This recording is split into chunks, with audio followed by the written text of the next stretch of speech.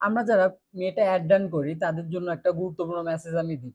আর specially যাদের website আছে তারা অবশ্যই ভিডিওটা দেখবেন। অনেকে আমরা পিক্সেল সম্পর্কে ভ্রান্ত ধারণা রাখি, সঠিক জানি না পিক্সেল আসলে কি। তো আজকে আমি পিক্সেল নিয়ে কথা বলবো আপনাদের সাথে। যে যাই বলুক না কেন, যে কথাগুলো বলবো এগুলো একটু মাথায় রাখবেন আর সেভাবে অ্যাড রান করবেন। পিক্সেল না জেনে আপনি যদি মেটা অ্যাড রান করেন আপনি লসে যাবেন। দেখবেন যে আপনার রেজাল্ট আসতেছে না, আপনার ডলার বান হচ্ছে বাট রেজাল্ট হচ্ছে না কেন, সেটা আজ বলবো। পিক্সেলটা মেইনলি একটা সার্ভেলেন্স, ঠিক আছে, একটা জাভা স্ক্রিপ্ট কোড যেটা আমরা আমাদের ওয়েবসাইটে ইনস্টল করি, মেটা থেকে আমাদের দেই। তো আমরা আসলে যদি আরো ভালো করে ধারণা রাখি, আমরা রিটার্গেটিং করি না আমাদের কাস্টমার, রিটার্গেটিং করার ক্ষেত্রে পিক্সেলটা লাগে।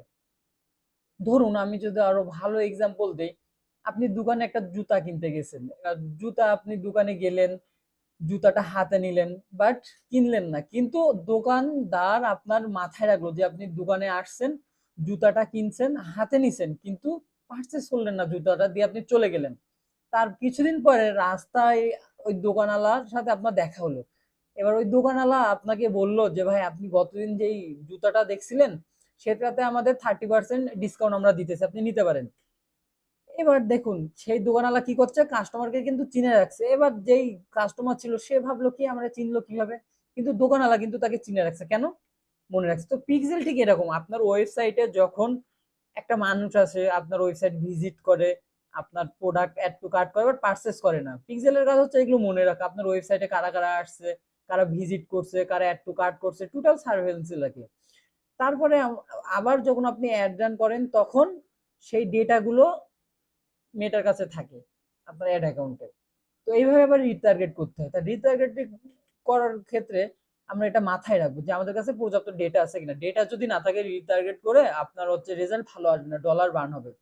তাহলে আজ আমরা বুঝলাম পিক্সেল জিনিসটা কি। পিক্সেল মেইনলি আপনার ওয়েবসাইটের সার্ভেলেন্স, একটা তদারকি করতেছে, বা আপনি বলতে পারেন একটা গার্ডের মতো।